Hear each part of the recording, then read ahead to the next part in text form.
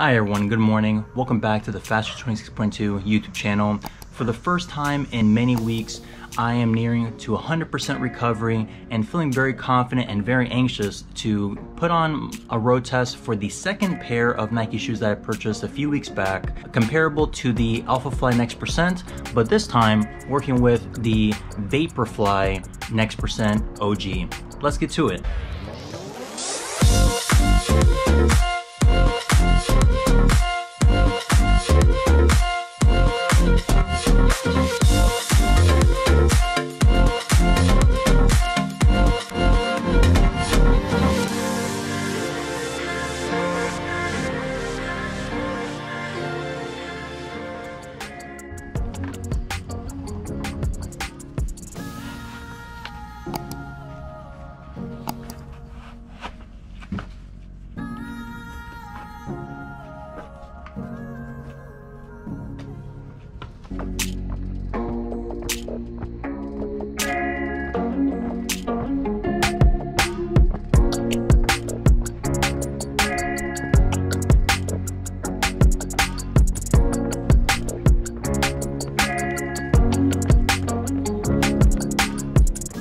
Alright, so I'm already in the middle of my warm-up.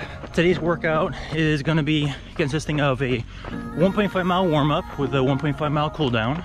But the emphasis is going to be on speed, doing some intervals of 6 by 400 meters. Conversion-wise, 6 by quarter mile. And it has not taken long that these shoes feel vastly different from the Vaporflies. They're not as aggressive, which is actually really good, because these shoes feel much softer. They definitely feel a little bit more loose to fit. So even though I purchased both of them in the same size, the Vaporfly was much more aggressive, much more tighter fitting. Even though this pair, the Vaporfly Next Percent OG, still has a loose toe box, which I appreciate. It has a looser overall fit around the side of the foot and the heel. So I'm not sure if I have to tie my laces a little tighter in order to feel more snug or to avoid the shoe falling out on me. But so here we go, I'm starting to hear the beeps and let's go.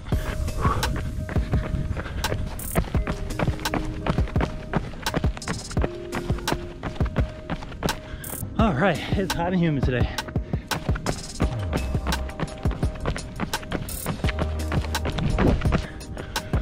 Whew. Whew.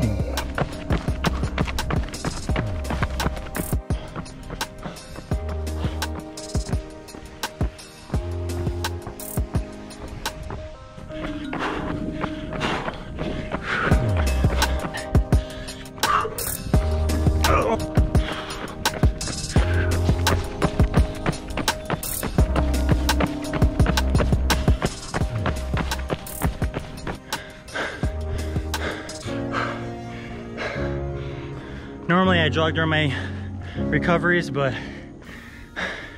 for you, I try my best on all 6 intervals.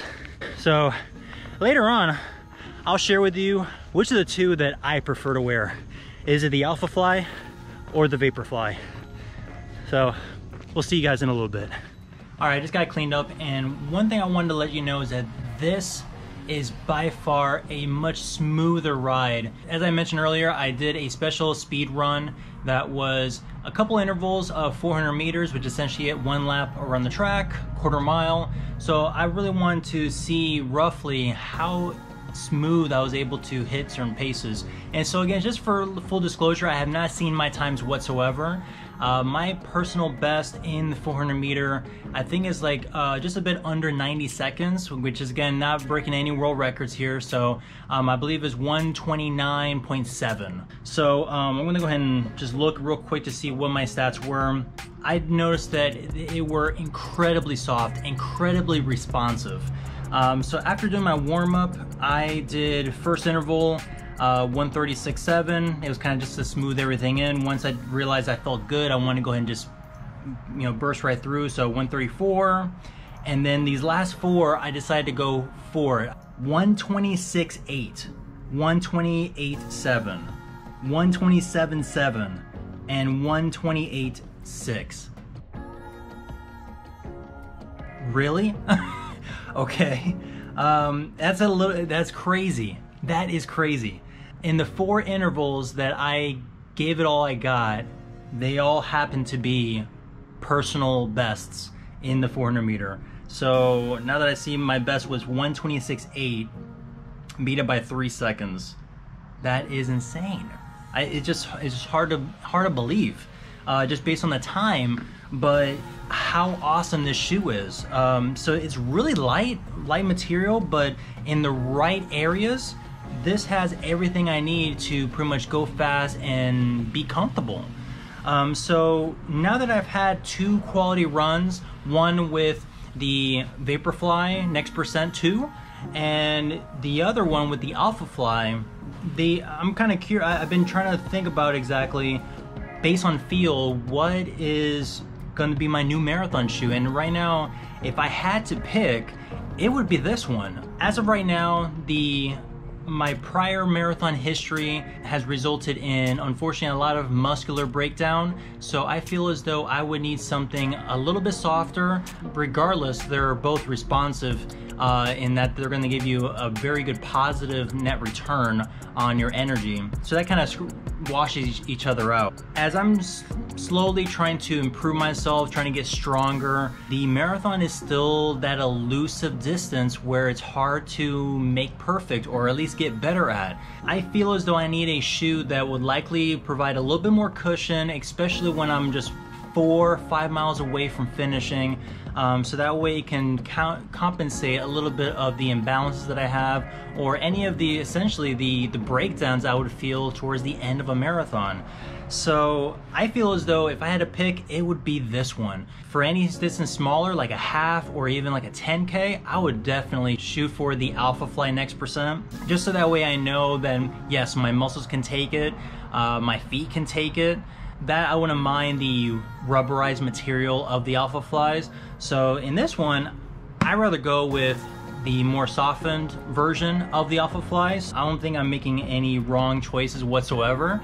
So let me know what you think. For those of you who have tried on, taken a run, or even own or past owned a Alphafly or a Vaporfly, what is your suggestion? Which one do you like better? Or quite frankly, what kind of shoe do you prefer when it comes to tackling the long distance of a marathon? Would you prefer for more aggressive, more firm feel, or would you want more cushioned, soft, and stability? So let me know in the comments.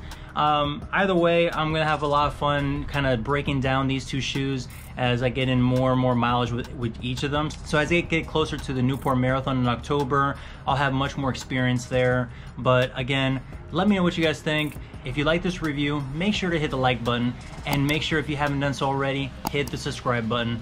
It is always appreciated, so that way we can continue moving forward. So from this point on, make sure to keep putting in the work, continue to dream big, and make the impossible possible. Thank you, everyone. Take care of yourself and have a wonderful summer.